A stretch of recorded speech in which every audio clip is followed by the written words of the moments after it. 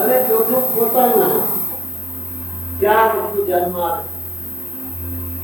હવે ધ્યાન ધરશું આપણે ઉપર કોનું ધ્યાન ધરવું અને કોનું ધ્યાન ધરવાનું? ભગવાન ના ધ્યાન ધરે છે ભગવાન. હા સમજી લેજો પાછા ધ્યાન ધરે છે ભગવાન નહીં, કારણ કે ભગવાન તો નિર્ગુણ છે, ભગવાન આકાર જ છે. તમે શું ધ્યાન ધરો? ભગવાન મૂર્તિ ધરો છે. તમે ખરા છે કે મૂર્તિ છે એ તો તમે જેટલું તમે ધ્યાન ધરો એટલું ધ્યાન ધરો. ભગવાન ધ્યાન કરે ભગવાન નહીં, કારણ કે ભગવાન તો રૂપ જ નથી.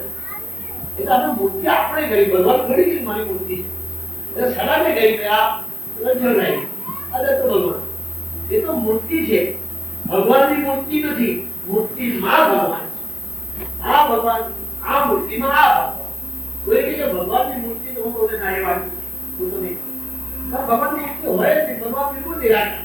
હવે તમે જે વાત કરો ભગવાન કેવો છે અને આકાર નથી, રૂપ નથી. તો ભગવાનની મૂર્તિ ઘડી ગયું તમે એમને ખરા છે કે આપણે કોઈ શીખવું નહીં કે ભાઈ આવી મૂર્તિ કર, આવી મૂર્તિ કર. એ મૂર્તિ ખડ અરે તમારો વિશ્વાસ નહીં તો એમાં તમને એ પણ માને પણ એ રૂપ એનું નથી, એ રૂપ મૂર્તિનું નથી. સમજી લેજો કોઈ પણ આ પ્રચોદન ના કારણ કે રૂપ મને જાણતા જ નથી. કારણ કે ભગવાન તો નિર્ગુણ નિરાકાર અને આકાર પણ નથી, ગુણ નથી, કાંઈ નથી. શુદ્ધ બ્રહ્મ છે.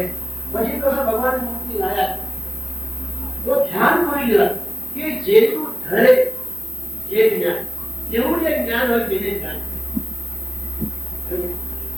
ઈશ્વર થોડું ધ્યાન ધરે ભગવાન ધરે. મને ખબર છે તમે થોડું ધ્યાન કરો એટલે જેનું ધ્યાન ધરે તે જાણે ઈશ્વર. જેનું નામ તો વિષય અઘરો છે, તમારો વિષય છે. પણ જયારે સમજીને મારા માટે તો ફરી આપણે શીખીએ. કારણ કે મેં તો નક્કી કરી છે તમને મારી પડેલું જ્ઞાન વેદોનું શાસ્ત્રનું આપવાનું આખું અનાદિ થોડું વેદો તમારા ઉપનિષદો બધું તમે આપું 10 ગુણા તમને આપું છે ત્યાં આપણે ત્યાં સુધી હવે આ વિષય યાદ એક છે તમે ધ્યાન કરો મારી કરો ન કરો તેની સાથે મને પણ તમને સમજાવો કે આનું નામ ધ્યાન આનું નામ સમાધિ આનું નામ ભગવાન એવું સમજાવવાનું શક્ય. ભાઈ તમારે જે ગુરુ તમે કરો એ તમને છૂટ છે જેને મરજી પ્રમાણે હું કોઈને તમને ગુરુ તરીકે મારે તમને તમામ જ્ઞાન આપવાનું. ગુરુ તરીકે વેદોનું શાસ્ત્રોનું સમાજનું અને આપણો માનવ ધર્મ નાજાત નહીં એક જ માનવને એવું તમે જ્ઞાન મળે.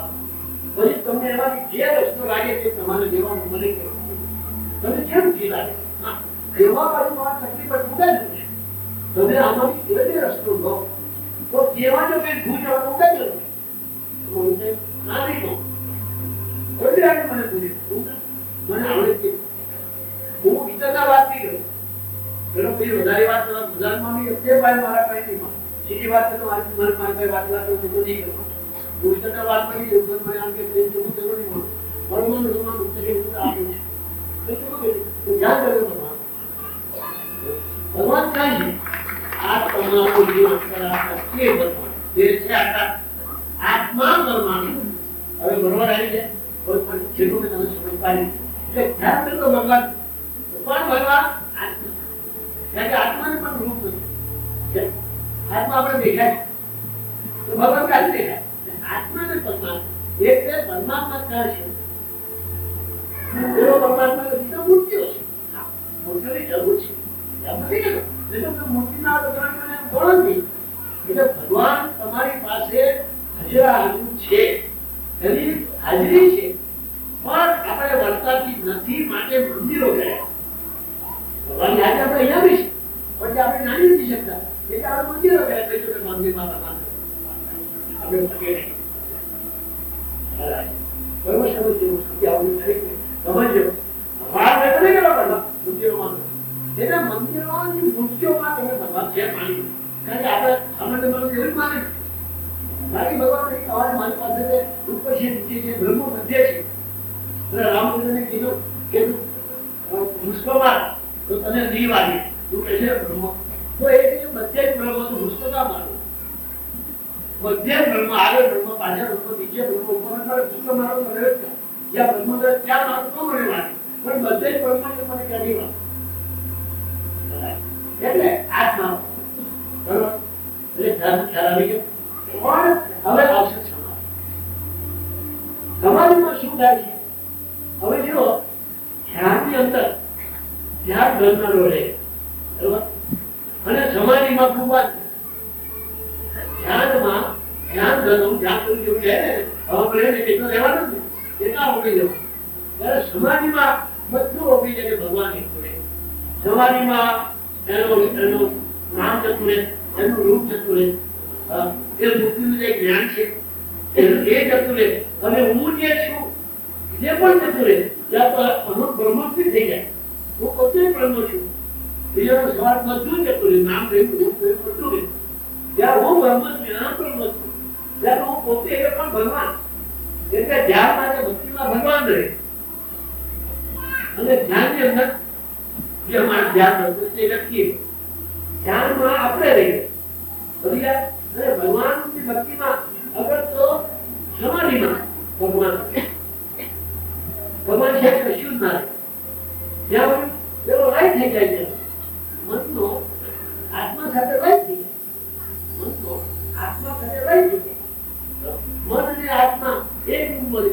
તેનું નામ ધ્યાન, તેનું નામ સમાધિ. મન અને રૂપ આત્મા એક બને. કારણ કે મન આત્મામાં વિલીન થઈ જાય. જેમ હાથ સાકર પાણીમાં ઓગળી જાય અને જળ રૂપ થઈ જાય. हम सबकी आस्था का धाम ब्रह्मलीन परम पूज्य श्री साने दादा की अखंड धुनी। धृतिमान नाथ संप्रदाय के वर्तमान गादीपति विश्ववंदनीय परम पूज्य श्री छोटे दादा का संकल्प प्रण। हजारों लाखों श्रद्धालुओं का दुख दूर करने वाला, प्रेम और भक्तों की अपार श्रद्धा का धाम, वो है हमारा नवनाथ धाम, ब्रह्मलीन परम पूज्य श्री साने दादा समाधि मंदिर।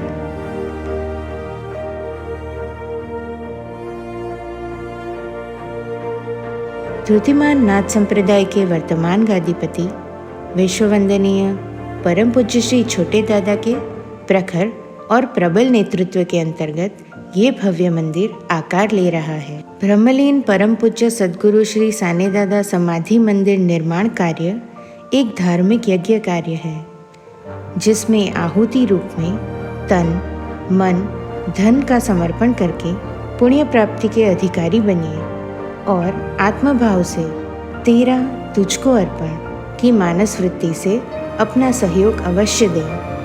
मन से देंगे तो भीख कहलाएगी, विश्वास से देंगे तो दान कहलाएगा, आत्मभाव से देंगे तो धर्म या कर्तव्य कहलाएगा।